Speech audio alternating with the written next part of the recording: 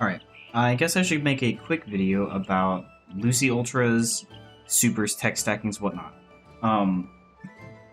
So what you just saw is more of a meme, however I'm putting into runs. It's called UItras. So we're going to start at the very beginning. So you know text box stacking. So you jump into an NPC, you open their text box, you close it. What did I... That's interesting. You do that. And so you're gaining a bunch of speed. If you watch my speed value, the cyan one, I'll go from 9 to about 18 there. And as long as I keep moving while I'm in midair with R1 and L2 held, I'll continue to have that high speed. And then when you hit the ground, you can jump to continue that for a little bit longer. Well, what Neil found is that we can actually cancel text boxes using... so if I interact with Lucy like that, so I pause and then hit square, it'll open her text box. So if I do that and go to load game, this text box at the bottom for loading data actually cancels her text box. What I found is that if you do that and go to quit, it does the same thing. And so Neil was using it in the case of trying to do a jump over the guard in front of Cogham's Bridge. So if I warp to 34, I believe it is Cogham Village, and I just walk back out, I can show this pretty easily. The idea is that you will, regardless of whether or not you have low grab, you can walk up to an NPC or a sign, and I'll show that in a minute, and you can do basically that text stacking to gain height, and then move forward to go over something. So I'm going to talk to this guy. I have to open select once during any load of an area to kind of like initialize it. You'll notice, so that time it didn't happen since I technically opened it in Cogam, but like when you open the text box for the first time after a hard load, so like opening for the first time when you enter the Thieves Guild, when you start a new game the first time you hit select, it'll lag more than normal, etc., etc. So you have to open select once to kind of initialize the trick. Thereafter, you should be fine. So what I'm going to do is I'm going to jump, and I'm going to hit select and then square right after. So I'm rolling my thumb, kind of. I'm going to menu down to quit, so I don't let go of anything, and I hit forward on the stick and just hold forward on the stick. Hit X, hit triangle, and I'm going to hit triangle again, wait just a little bit longer than I think I need to. Hit X, and then select, and then square again. Like that. You heard I got the jump off. I'm going to do the quit, and then cancel, and then cancel again, and then I'm just going to hit X once I unpause here. And I didn't actually need to hit X for that last one. I could have sat there and just eaten the speed, and actually that technically would have been better there, because then I could use the last jump once I'm on the ground to kind of extend the speed, almost like I was doing a text box jump off of any other NPC. If I could just do this... Ooh, actually, maybe not.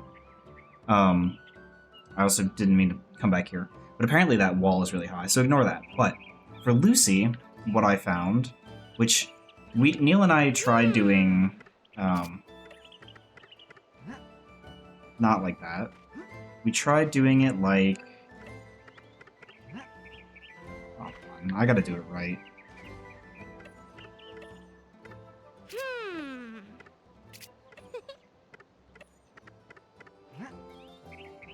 If I can interact with her, that'd be awesome. That's another thing, is if you have a text box open and you try to interact with them too early, you won't be able to do anything, by the way. But, so... that's kind of like a super jump right there, is doing one stack. That's how I'm referring to it. If you're moving into somebody, you can get something like that. And so, I discovered the moving into somebody thing while jumping when we were actually messing with door stacking, which I can also show off in a minute. But if I were to just do this like normal, in front of Lucy, and get the proper text stack, you'll see I go up to about 44 is the green number. Whereas if I move into her while jumping, I can go up to about 50. For whatever reason, moving while you're jumping gives you way more height than just jumping neutrally, as well as giving you speed. And so the principle of UItra, or LULtra as I'm calling it, is that you're doing either one neutral and then starting to hold forward for the second one, and then just jumping again to get over like that, or you can do 2 forwards, which is, I believe, the one that I did at the start of this. Which is harder, because you have a smaller window to do it, but you can see I got way more speed there, and because of that, I'm at 27 speed. Because of that, we can get up here way faster, and theoretically speaking, if I were to do this right, which, easier said than done, I could do something like that, where I save that last jump until the very end. A thing that I was just messing with was tri-stacking. So you see my speed got up to 36 there, and I used that second jump to extend that speed a little bit longer, so I had 32 speed. That's what I'm calling catapults. So ultras, I'm saying, are stacks of 2. And I'm saying supers are 1 stack that are just giving us a little bit extra height.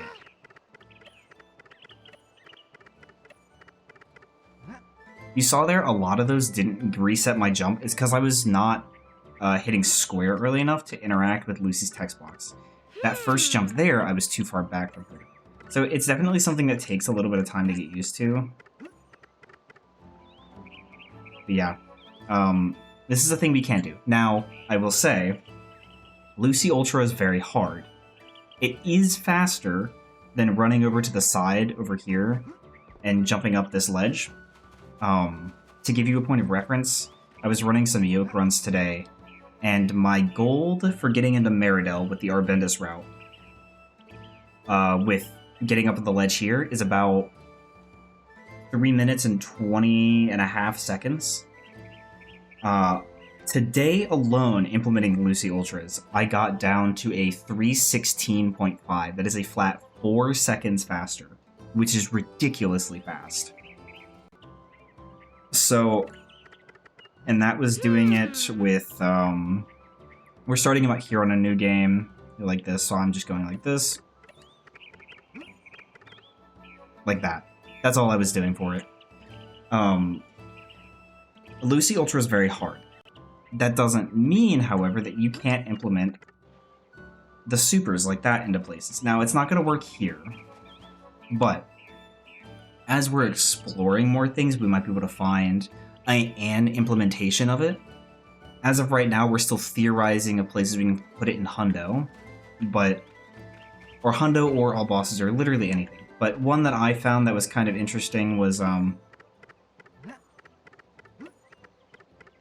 any stack of more than 2, I'm calling catapults. So that was almost a proper stack of 3 and almost sent me on top of the barn from Patricia. And this is what I'm calling Patricia Catapult, where we're getting a ludicrous amount of height off of her, and if you do it right, which is very hard, the hardest part about this is getting the last text box. If you do it right, you can land up there and grab the pliers. Like there, I know I didn't grab that last text box, and I was in front of the rock, so I got invisible, which just kind of sucks.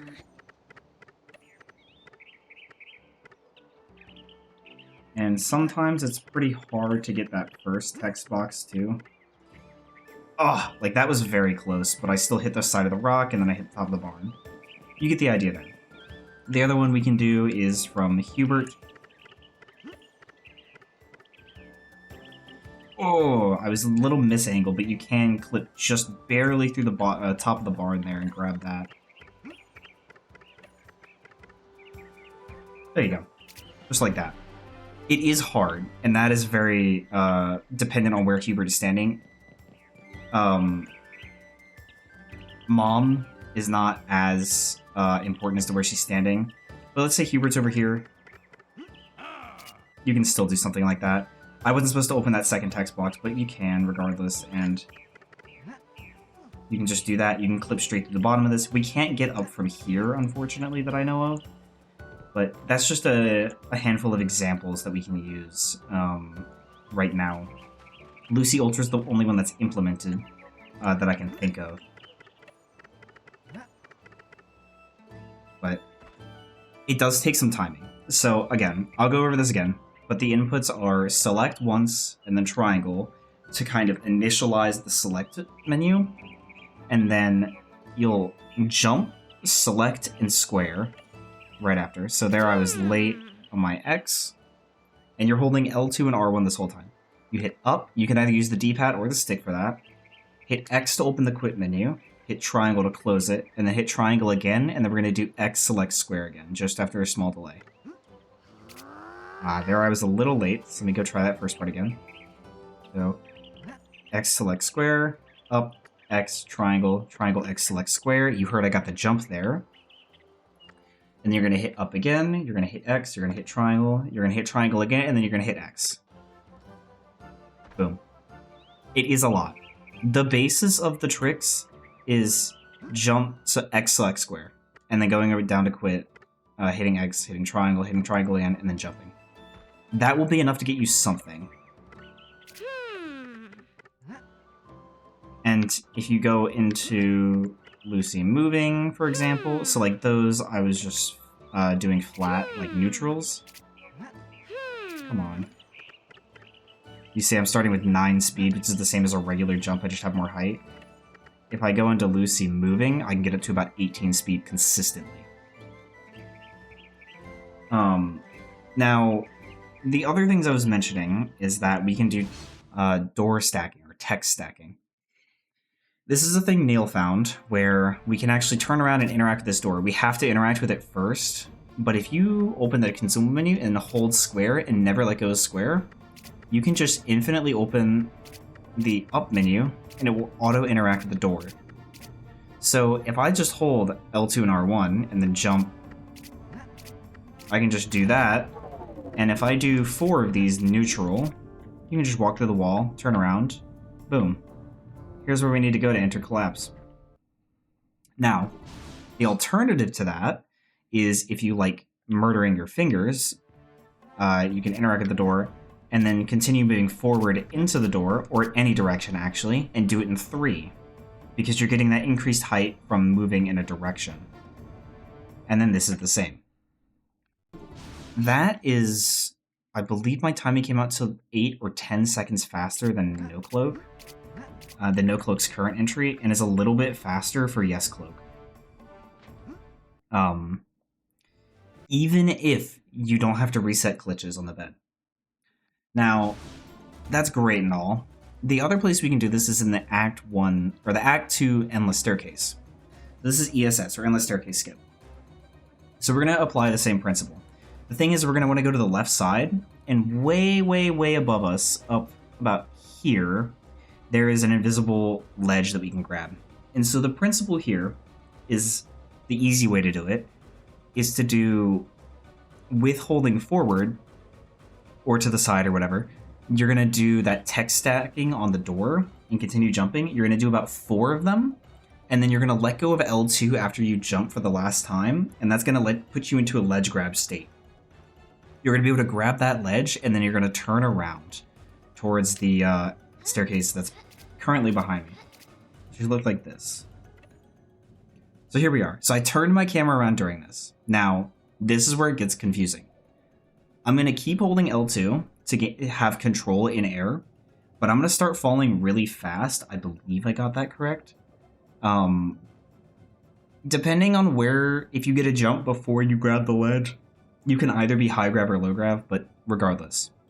I'm going to keep holding L2 and R1, and I'm going to move just to the outside of the stairs. Yeah, so I had high grab this time. So I'm outside the stairs right now. If I hold inwards, either towards the staircase or onto the wood here, I will go inbounds. The big thing you want to make sure of with this trick is that you're staying close to this wood platform, because it's less likely to upwarp you all the way to the top here when you drop down. I'm going to give myself low grav, and I'm going to drop down, and there's 4 layers, I believe it is. Yeah, 4 layers. So you see I'm on 1, there's the 2 below me, the 3 below me, and then the 4th one at the very bottom. The 4th one at the very bottom, I'll just show you now, is the one that has the door on it. So what I'm going to do is I'm going to drop off this. I'm going to watch until the second set of, like, the second layer of stairs is at the top of my screen, and then I'm going to start moving forward. Just like that. And we're at the end of the endless staircase. Showing that again. Oop. Okay, so you can see there that I messed up my timing. You see there that I didn't get that last jump off. There you go. So see, that's kind of what I was talking about not going too far forward. So I went a little bit too far forward and I ended up in bounds in the staircase. And if I were to go down, you would think, okay, you were pretty low on the staircase, so you just do 1 and then you're out. It sets you all the way back to the top, which really sucks for obvious reasons.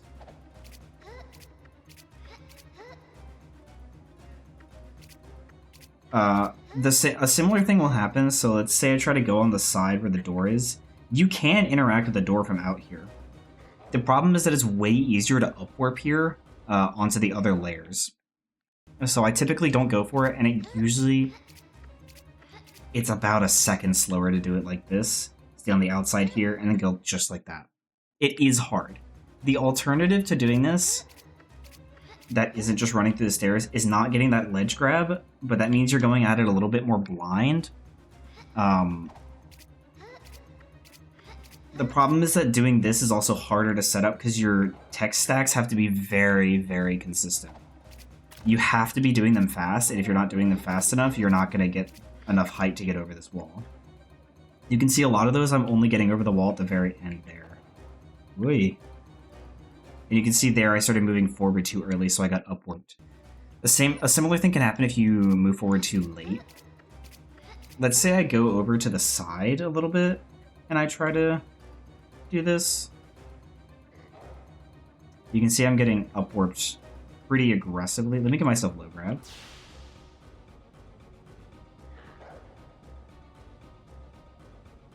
It was a little too far over. Every time you get upwarped, you get shifted a little bit to the right, I've noticed. You can see that, like, I'm going into that bottom platform, and most of the time there, I was getting upwarped to the very top.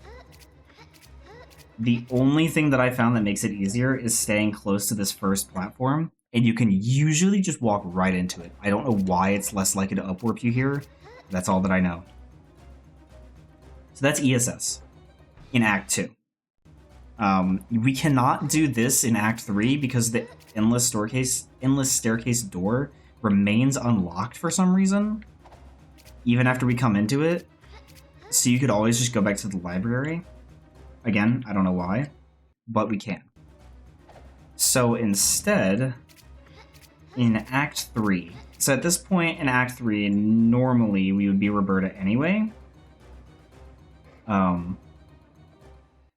Instead, we'll have the cloak, right? So we can actually walk up to this ledge and kind of guess. You can kind of see right here that the platform kind of has a jagged edge that goes out like this a little bit. That's more or less what I'm looking at. I want to be just to the right of that, aim out past it, and I want to be on, basically on top of this white border here. If I'm too close to so it doesn't actually go all the way out here for the ledge, it's somewhere in the middle. But if I'm too close to it, I'm going to get a really shallow angle ledge fly. So I want to be on the far side of it, or I guess the close side of it to me. And that will let me get a shallow angle ledge fly and get out of bounds really fast. I'm going to sit here, I'm going to do a regular hold down ledge fly, and you saw there I was stuck on this wall right here. So I need to come out a little bit further, probably about here. Do a shallow ledge fly, and I'll get bopped here.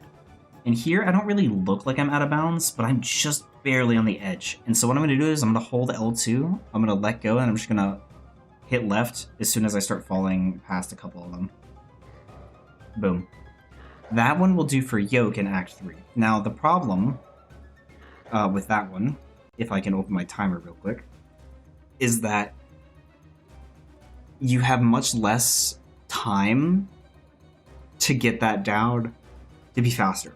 So here's what the timing looks like. If I were to reload this state and just run all the way to the end of the endless staircase, actually I'm going to retime that because it was bad.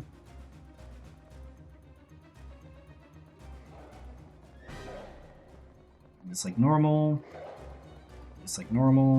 bang.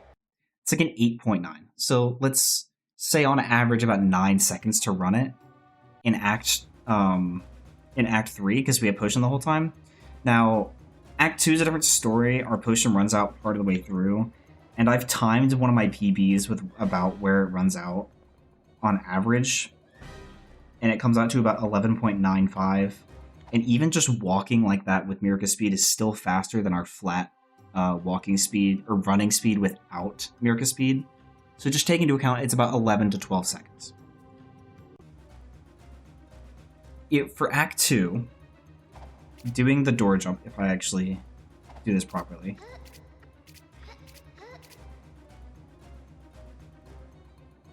Oop. So there I went too early because I wasn't paying attention.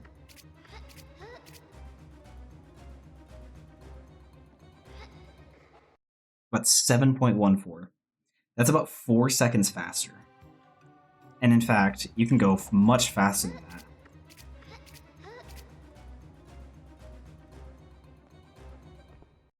.68. The lowest I've gotten is in the 5s.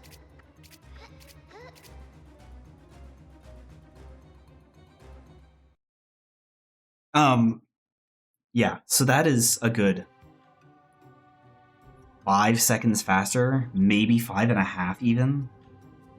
Upwards of 6 seconds if you're doing the absolute fastest methods for that. In Act 2. In Act 3, the fastest we can do instead, and this walk-up is really hard to get, because mind you, we're going for that about 9 second mark is what we have to beat. So you get a long angle ledge fly like that, we're already going to be over the time we need to beat. So you got to get that low angle ledge fly really good. Be really aggressively angled to the side, be really close to the, or be really far from the ledge. 7.89. Not great. Faster, but not great. Let's go again. Let's go a little bit more aggressive. Nope, too close to the wall. Let's go a little bit more aggressive. That's pretty good. Jump in there. I jumped a little too early. Bang, 7.94. Still good though, still saving time. That's a pretty bad angle. And that one also kept me in bounds there. Just pretty bad. There, I was a little bit too in line with the wall. This is going to give me a pretty long ledge fly. Yep, it was too close to the ledge there. You can see this ledge is kind of hard to tell where exactly it is, but you get a feel for it. There you go, 6.99. That's compared to our about 8.9, so it's about 2 seconds. Now, 2 seconds doesn't sound like a lot, right? 2 seconds will allow us to keep roughly what is double speed for a Mirka speed potion for 2 more seconds than if we were just running. This is outside of the endless staircase. And if you're thinking about, let's say, Cloaked specifically,